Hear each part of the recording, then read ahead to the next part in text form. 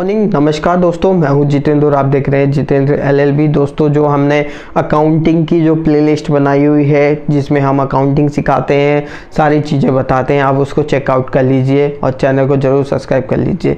इसके बाद आज हम इस वीडियो में जो कवरअप करेंगे वो GST को थोड़ा सा कवरअप करेंगे कि GST क्या है और GST के इतिहास के बारे में बात करेंगे। तो हम वीडियो को शुरू कर लेते हैं और जो लोग नए हैं वो चैनल को ज़रूर सब्सक्राइब कर लीजिए, साथ में बेल आइकन को प्रेस कर दीजिए। तो देखिए, GST के बारे में कुछ बात कर लेते हैं, GST के इतिहास के बारे में थोड़ा सा बात कर लेते हैं। देखिए, ये करीबन जो GST है, GST 2017 में 1 जुलाई में आया था। ये सभी को पता है कि GST 2017 1 जुलाई में स्टार्ट हो गया था, लेकिन उससे पहले से GST की बात चल रही थी। अब उससे पहले से कब से GST की बात चल रही थी? करीबन 16-17 साल पहले, जब अटल बिहारी वाजपेयी जी जो BJP के प्रमुख लीडर रहे हैं, नेता रहे हैं, उनके समय से ये बातें हो रही थी कि GST लाना है। और इसके समर्थन में यूपी की गवर्नमेंट भी थी, जो ये दोनों जो है चाहते थे कि GST देश में आए और GST लगना चाहिए। अब बात करते हैं GST क्या है। तो देखिए, GST जो है ये गुड्स एंड सर्विस टैक्स है। GST को जो है कह सकते हैं कि गुड्स एंड सर्विस टैक्स,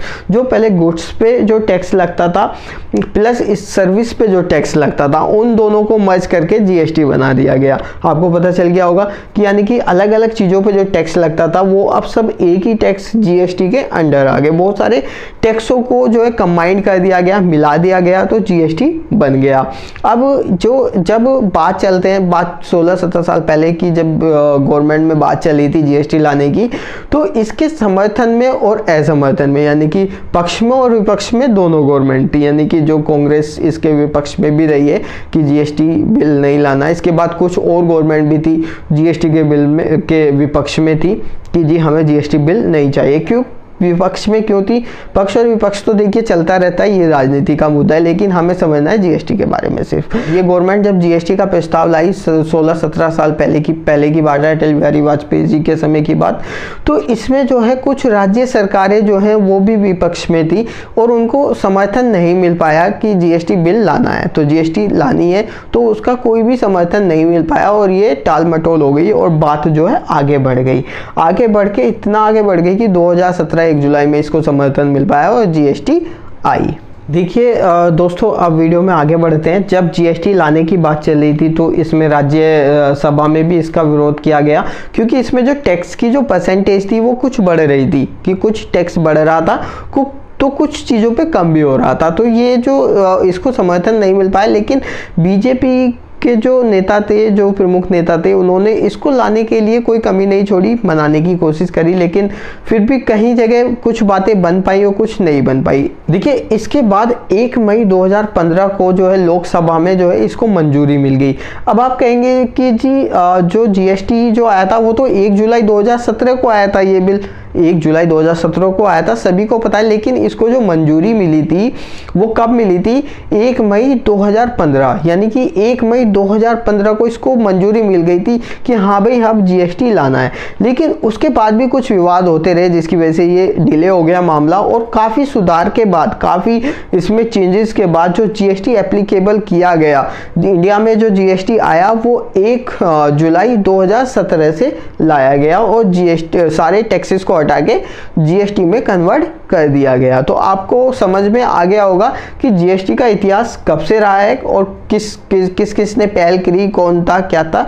तो वो सारी चीज़ें मैंने एक जो ब्रीफ आपको दे दिया है कि GST के बारे में। दोस्तों, सबसे पहले यहाँ तक आपके 2 क्वेश्चन निकल के आते हैं। 2 क्वेश्चन आप पुट अप कर सकते हैं कि जी GST की फुल फॉर्म है क्या। GST की जो फुल फॉर्म है, सीधा जो GST की फुल फॉर्म है गुड्स एंड सर्विस टैक्स, यानी कि GST, goods and service tax. इसकी ये फुल फॉर्म है, सिंपल सी फुल फॉर्म है, आपको याद आ जाएगी।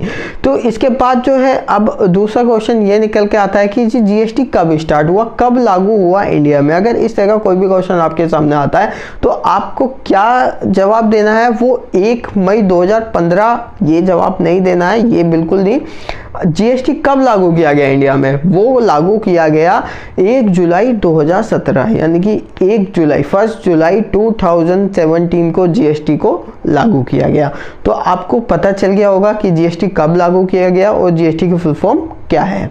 तो दोस्तों आप बात करते हैं कि जो जीएसटी के बारे में कि जीएसटी क्या है। तो मैंने आपको बताया कि गुड्स एंड सर्विस टैक्स, ये जीएसटी की फुल फॉर्म है। अगर हम हिंदी में इसकी बात करें कि हिंदी में इसका मतलब क्या होता है, वस्तु एंड सेवा कर, यानी कि वस्तुओं और सेवाओं पे लगने वाला जो टैक्स है, कर है, वो हिंदी में इसको माना जाता है। अब बात करते हैं कि जीएसटी जो है एक टैक्स कैसे बना। बहुत सारे इंडिया में टैक्स यूज होते थे, टैक्स लिए जाते थे, सर्विस टैक्स अलग, गुड्स टैक्स अलग, जैसे कि वेट हो गया, सर्विस टैक्स हो गया, बहुत सारी चीज़ों पे जो टैक्स लगते थे उन सबको मिलाकर एक टैक्स कर दिया गया, उसको जीएसटी बोला गया। अब अगर हम एक्सपर्ट की बात करें, जो जीएसटी एक्सपर्ट हैं वो क्या कहते हैं इस बारे में कि इंडिया में जो जीएसटी है वो लाना सही रहा या गलत रहा।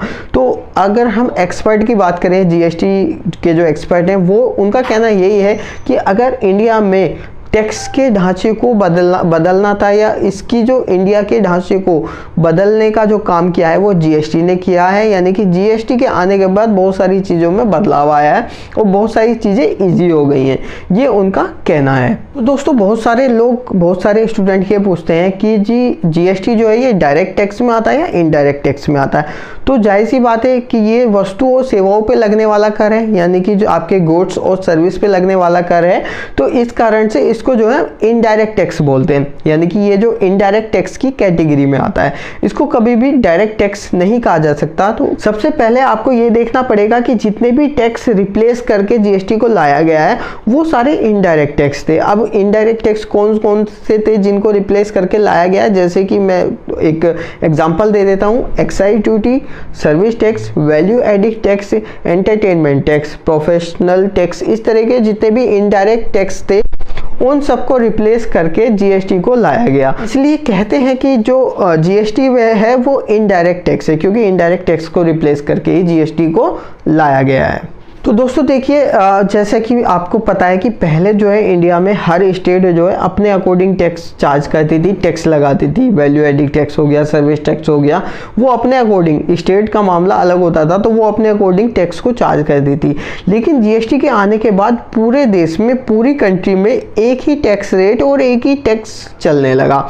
जो इनडायरेक्ट टैक्स थे उनको ख़त्म करके, सारों को मर्ज करके, मिला के जीएसटी को बना दिया गया। अगर हम इसके टैक्स रेट की बात करें, नॉर्मली मैं एग्जांपल के तौर पे देता हूं कि जो इसके जो टैक्स रेट की हम बात करें वो 5%, 12% और 14%, 28%, कुछ इस तरीके से जो है इसके टैक्स रेट होते हैं। वो अलग अलग प्रोडक्ट वाइज, सर्विस की कैटेगरी, वो उस पर भी डिपेंड करता है कि किस टैक्स की क्या रेट है। तो वो, लेकिन ऐसा नहीं है कि जी यूपी में अलग टैक्स लगेगा, मध्य प्रदेश में अलग टैक्स लगेगा, इस तरह का नहीं है। पूरे देश में एक ही रेट और एक ही टैक्स। यानी कि जब इस टैक्स को लाया गया था तो यही मुहावरा बोला गया था कि एक देश एक टैक्स।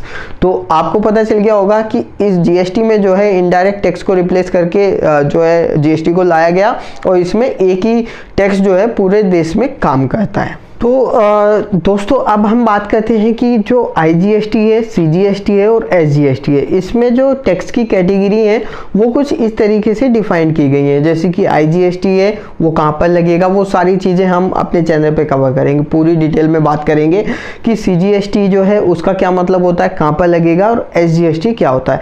देखिए, जो हमारी जो इंडिया कंट्री है, यानी कि भारत देश जो है वो एक फेडरल कंट्री है। फेडरल मतलब जो डेमोक्रेसी है। फेडरल डेमोक्रेसी का मतलब ये होता है कि उसमें एक संविधान जो है वो यूज़ होता है। संविधान के तौर पे ही जो है कंट्री को काम करना होता है, जिसमें सारी चीज़ें लिखी रहती हैं कि क्या क्या होना है, कितना रिवेन्यू किसको जाएगा और कैसे जाएगा। देखिए, सेंट्रल को भी रिवेन्यू चाहिए और स्टेट को भी चाहिए। जैसे कि पहले टैक्सेस जो थे वो भी काम कर रहे थे कि स्टेट अपने लेवल पे लेता था और सेंट्रल अपने लेवल पे लेता था। यानी कि केंद्र सरकार को देश चलाने के लिए पैसा चाहिए और राज्य सरकार को राज्य चलाने के लिए पैसा चाहिए। रिवेन्यू जनरेट करने का माध्यम होता है जो टैक्स लगाया जाता है, डायरेक्ट या इनडायरेक्ट टैक्स। तो जब उनसे पैसा आता है तभी किसी स्टेट को चलाया जाता है या देश को चलाया जाता है। तो ये चीज़ें आपको समझ में आ गई होंगी कि टैक्स का क्या मतलब होता है।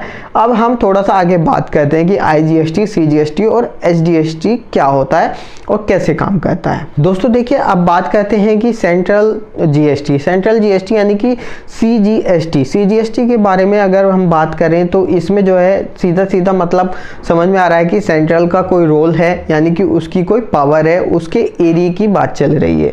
इसी तरीके से हम बात करें स्टेट जीएसटी के बारे में, यानी कि एसजीएसटी स्टेट के बारे में बात चल रही है, तो पता चल रहा है अलग से कि स्टेट की बात हो रही है। ठीक है, देखिए अब कोई भी अगर कोई प्रोडक्ट बेचता है और उसको जो है उस पे एक मतलब सेम स्टेट का परचेजर है और सेम स्टेट में वो सेल कर रहा है, तो उसको जो टैक्स लगाना पड़ेगा, टैक्स का सपोज करो रेट है 18% और उसको जो टैक्स लगाना पड़ेगा वो 9 के रेशियो में लगाना पड़ेगा, यानी कि सीजीएसटी 9% और एसजीएसटी 9%। इसका सीधा सीधा मतलब होता है कि उसका आधा हिस्सा जो है स्टेट के पास चला जाएगा, आधा जो है सेंट्रल के पास चला जाएगा, क्योंकि उनको अपना रेवेन्यू जनरेट करना होगा। तो ये इसका सीधा सा मतलब है।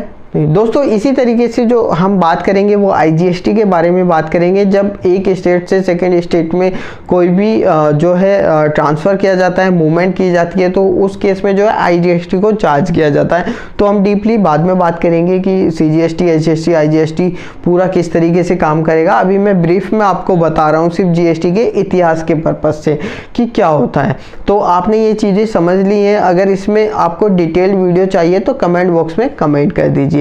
इसके बाद वीडियो में हम आगे बढ़ते हैं। देखिए दोस्तों, अगर आप लेन देन की बात करें, अगर आप राज्य के भीतर यानी कि स्टेट के अंदर ही अगर लेन देन कर रहे हैं, तो उस केस में क्या है कि सीजीएसटी प्लस एसजीएसटी को चार्ज किया जाता है, यानी कि सीजीएसटी और एसजीएसटी को चार्ज किया जाता है। इसके बाद अगर हम बात करें कि आगे जो है अगर आप स्टेट से बाहर की बात करें, तो उस केस में सिर्फ जो है आईजीएसटी को चार्ज किया जाता है।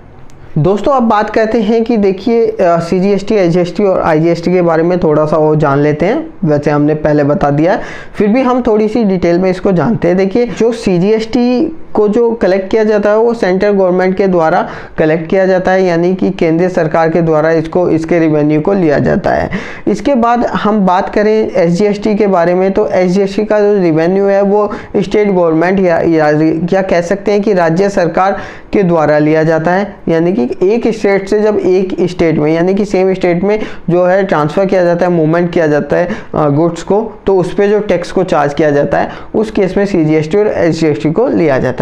इसके बाद बात करते हैं आईजीएसटी के बारे में। जो आईजीएसटी है, अगर आप एक स्टेट से दूसरी स्टेट में किसी भी मूवमेंट को करते हैं, ट्रांजेक्शन को करते हैं, उस पर जो है आईजीएसटी को चार्ज किया जाता है। और उसमें कौन उसका रेवेन्यू रखता है, तो वो सेंट्रल गवर्नमेंट जो है, केंद्र सरकार जो है उसके रेवेन्यू को चार्ज करती है, वो लेती है। तो आपको थोड़ा समझ में आ गया होगा कि क्या क्या चीज़ें होती हैं, कैसे होती हैं। अगर कोई भी कंफ्यूजन है तो आप कमेंट बॉक्स में कमेंट कर सकते हैं। तो दोस्तों ये वीडियो आपको कैसी लगी है आप कमेंट बॉक्स में कमेंट करके बिल्कुल बताइए। अगर आपको ये यूज़फुल वीडियो लगी है तो आगे शेयर कर दीजिए, वीडियो को लाइक कर दीजिए। हमने आज थोड़ा सा पढ़ा जीएसटी के बारे में, जीएसटी के इतिहास के बारे में। डीपली हम बात करेंगे, वीडियो वाइज ही बात करेंगे एक एक टॉपिक को। आगे हम जो है एक ब्लैक बोर्ड या कह सकते हैं कि एक वाइट बोर्ड के माध्यम से भी चीज़ों को समझाएंगे कि कैसे कैसे चीज़ें होनी है। पूरी डिटेल में बात करेंगे, कुछ ऐसा नहीं रहेगा जो आपको समझ में नहीं आएगा। तो इसलिए चैनल को सब्सक्राइब कर लीजिए। और जो लोग ऐसी वीडियो में इंटरेस्ट रखते हैं या अकाउंटिंग सिलेबस को कवर करना चाहते हैं, पढ़ना चाहते हैं, तो उनके लिए जो है मैं बहुत ही यूज़फुल प्लेलिस्टें बनाने वाला हूँ। कुछ अकाउंटिंग की प्लेलिस्ट मैंने बनाई भी हैं, कुछ वीडियो डाली भी हैं, तो उन पे काम चल रहा है। तो आप चैनल को सब्सक्राइब कर लीजिए, साथ में बेल आइकन को प्रेस करके ऑल पे क्लिक कर दीजिए, जिससे कि वीडियो के नोटिफिकेशन आप तक पहुँच जाएँ। इसके बाद जो है वीडियो देखने के लिए बहुत बहुत धन्यवाद।